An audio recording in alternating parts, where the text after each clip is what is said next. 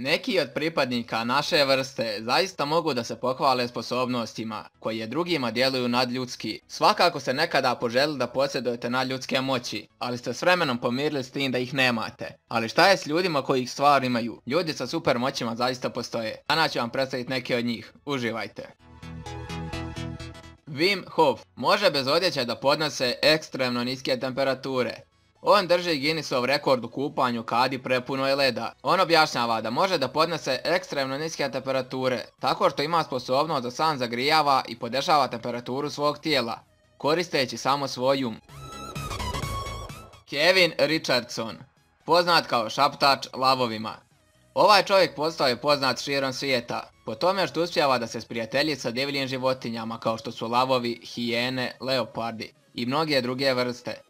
O njemu je napravljen i dokumentarac i prikazano je kako Kevin bez straha šeta, igra se pa čak i spava sa divljim životinjama.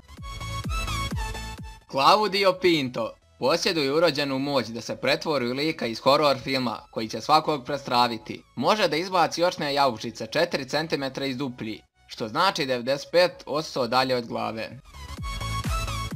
Koliko ste jezika do sada u svom životu naučili? Harold Williams govori tečno 58 stranih jezika i on je trenutno najcijenjeniji poliglota na svijetu. On nije jedini čovjek sa ovom nevjerovatnom sposobnošću.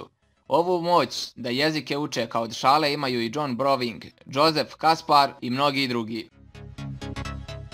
Ovaj gospodin ima jednu od najnevjerovatnijih moći koju je možete da zamislite. Dovoljan mu je jedan letimičan pogled na grad da bi detaljno nacrtao na osnovu tog sjećanja. Ova super moć, za koju kažu da su je imali i Mozart i Nikola Tesla, omogućava mu da svaku zgradu smjesti tačno na ono mjesto gdje se nalazi, u savršenoj proporciji, sa detaljnim i gotovo perfektnim građevinama, prozorima, svodovima i ulazima. Ma Xianggang je čovjek koji je sposoban da uradi nešto za što je malo ljudi sposobno ili bi uopšte i želelo da bude sposobno, s obzirom da od toga ne bi imali nikakve praktične koristi. Xianggang može da se uhvati za gole žice pune elektriciteta i da ne osjeti ništa.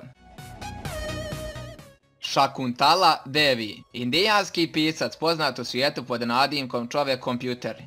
Ima toliko nevjerovatne matematičke sposobnosti da je u stanju da množi i dijeli milionske brojeve u sekundi. Njegove matematičke sposobnosti toliko su impresivne da su čak bile preciznije od samih kompjuterskih. Nataša Demkina, rođena je 1987. godine u gradu Saransk. Djevojka tvrdi da je obdarena još jednim vidom koji joj omogućava da vidi unutrašnje organe ljudskog tijela.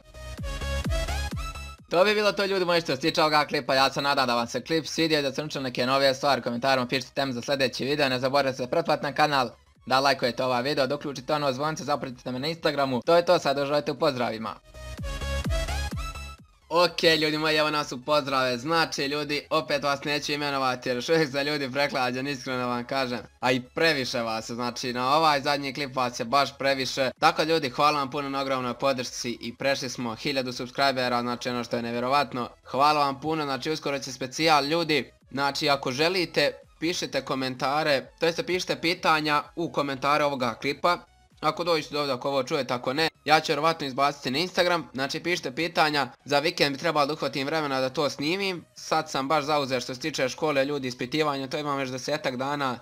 A ja iskreno nemam nijednu ocjenu, tako da oko toga mi je sada dosta frka. Ali za vikend ću napraviti taj specijal, vjerovatno snimiti i izeditovati. Prije specijala možda izađe još jedan klip, znači ovaj još jedan i onda specijal. Tako da ono, ljudi, to je to. Pišite komentare, dok sam ovo pričao na ekranu su vam bili svi ljudi koji su komentarisali prošli klip, hvala vam puno, ljudi, ovo je stvarno vjerovatan uspjeh za mene. Tako, ljudi, ono, to je to, uživajte u ostatku dana, pišite komentare, uključite zvonce, subscribeujte se, lajkujte i mi se vidimo na nekom narednom klipu, tada veliki pozdrav!